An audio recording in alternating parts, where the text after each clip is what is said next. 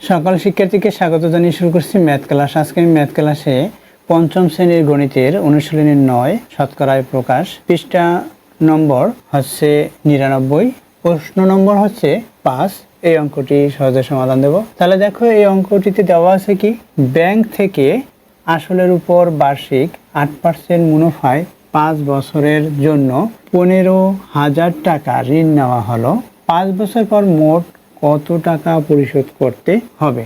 তাহলে দেখো, এখানে যা যা দেওয়া আছে কোশ্চেনে বা কোশ্চেন পরে আমরা যা অনুধাবন করেছি সেটা লিখব। তাহলে লিখি, দেওয়া আছে নম্বর 5, এখানে দেওয়া আছে বার্ষিক মুনাফার হার, বার্ষিক মুনাফার হার 8%, মোট সময়, এখানে বার্ষিক মুনাফার হার 8%, 5 বছরের জন্য, সুতরাং মোট সময় 5 বছর। তাহলে লিখি মোট সময় 5 বছর।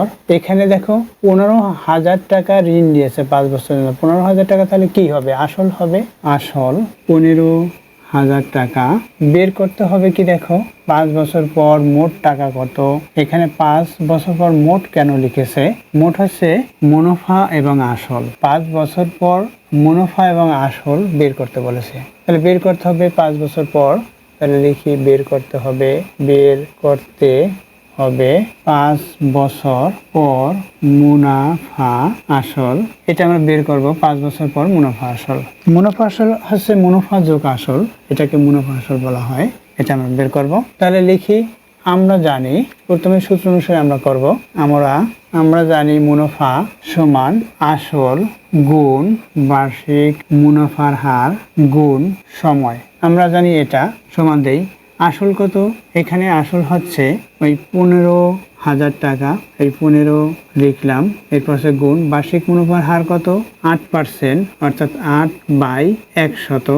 8% বলতে বোঝায় এই মুনাফার হার, এখানে সমান আমরা 8/100 এভাবে লিখতে পারি। তাহলে 8/100 লিখলাম, এটা হচ্ছে 8। এরপর হচ্ছে গুণ সময়, এখানে সময় কত? সময় হচ্ছে 5 বছর, এখানে 5 লিখি এটা। এখন দেখো, এই 100 দিয়ে এটাকে যদি আমরা ভাগ করি, এখানে 2টি শূন্য বাদ যাবে, অর্থাৎ থাকবে এই 15,000-এ 2টি শূন্য বাদ, এখানে 2টি শূন্য বাদ দিলে 150 থাকবে। এটা হলো। এখন এখানে কত হয়? 5-এর সাথে 8 গুণ করি 40, 40 দিয়ে 150-কে গুণ করি। এই 40 দিয়ে 150-কে গুণ করব। দেখো, এখানে শূন্য আছে, এখানে শূন্য আছে, অর্থাৎ 2টি শূন্য লিখলাম। 15 দিয়ে 4-কে গুণ করি, 4×7, অর্থাৎ 6,000 টাকা হলো এটা মুনাফা। তাহলে এখানে কি বের করতে বলেছে? 5 বছর পর মুনাফা আসল, অর্থাৎ মুনাফার সাথে আসল যোগ হবে, এই মুনাফার সাথে আসল যোগ হবে। অতএব 5 বছর পর 5, এখানে আমরা এই 5টা কথায়ও লিখতে পারি বা সংখ্যায় লিখতে পারি। 5 বছর পর মুনাফা আসল, মুনাফা আসল সমান মুনাফা যোগ আসল। মুনাফা হচ্ছে 6,000 টাকা যোগ আসল হচ্ছে 15,000 টাকা সমান 15-এর সাথে 6 যোগ করি 21,000 টাকা। অর্থাৎ 5 বছর পর এই টাকাটা ব্যাংকে দিতে হবে। এখানে বলা হয়েছে 5 বছর পর মোট কত টাকা পরিশোধ করতে হবে? 21,000 টাকা। উত্তর 21,000 টাকা। এখানে উত্তর লিখি, উত্তর 21,000 টাকা। এটা হচ্ছে উত্তর। এটা হচ্ছে মুনাফা আসল। দেখো, ইতিপূর্বে এর বিকল্প নিয়ম দেখিয়েছি, অর্থাৎ এই সূত্র অনুসারে, দেখো সেই সূত্র অনুসারে, সুতরাং এখানে অর লিখি, অথবা বিকল্প নিয়ম কি? আমরা জানি আই সমান পিএনআর, এটা আমরা জানি।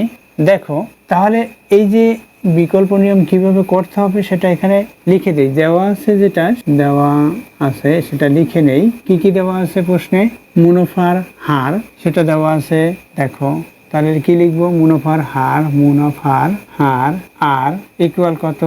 8% সমান 8/100। এটা হচ্ছে মুনাফার হার। এরপর কি? সময়, সময়কে এন দ্বারা প্রকাশ করা হয়, মুনাফার হারকে আর দ্বারা যেমন করা হয়, সময়কে এন দ্বারা। সময় হচ্ছে 5 বছর।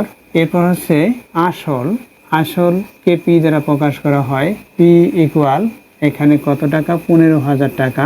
এটা হচ্ছে আসল। দেখো, এইখানে কোশ্চেনে যা যা দেওয়া আছে সেটা লিখলাম। 5 বছর পরে মোট কত টাকা পরিশোধ করবে সেটা আমরা বের করব। প্রথমে আমরা মুনাফা বের করি। এই যে দেওয়া আছে যেটা লিখলাম, এখন আমরা জানি কি জানি? আই হচ্ছে মুনাফা। এখানে আমরা কথায়ও লিখে নিয়ে লিখতে পারি যে মুনাফা আই সমান পি, আই সমান কি পি এন, আর এটা আমরা জানি সমান পি কি আছে আসল এখানে 15,000 টাকা গুণ এন হচ্ছে সময় হচ্ছে 5 বছর গুণ আর হচ্ছে শতকরা মুনাফার হার 8/100।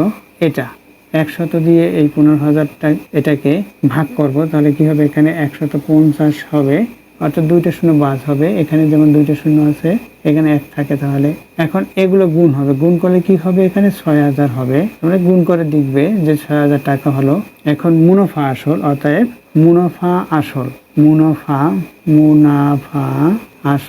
এটা বের করতে বলছে 5 বছর পর মুনাফা আসল। আমি এখানে সংক্ষিপ্ত লিখি, 5 বছর পরে এই যে টাকাটা দিবে ব্যাংকে জমা দিতে হবে বা পরিশোধ করতে হবে, এটা 5 বছর পর মুনাফা আসল, এটা আমরা লিখব 5 বছর পর মুনাফা আসল সমান 6,000 যোগ 15,000, তাহলে কত হলো 21,000 টাকা।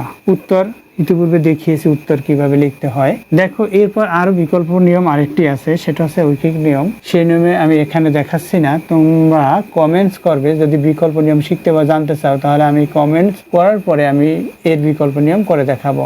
আশা করছি বুঝতে পেরেছো। এতক্ষণ ম্যাথ ক্লাসের সাথে থাকার জন্য সকলকে ধন্যবাদ জানিয়ে আজকের মতো বিদায় নিচ্ছি।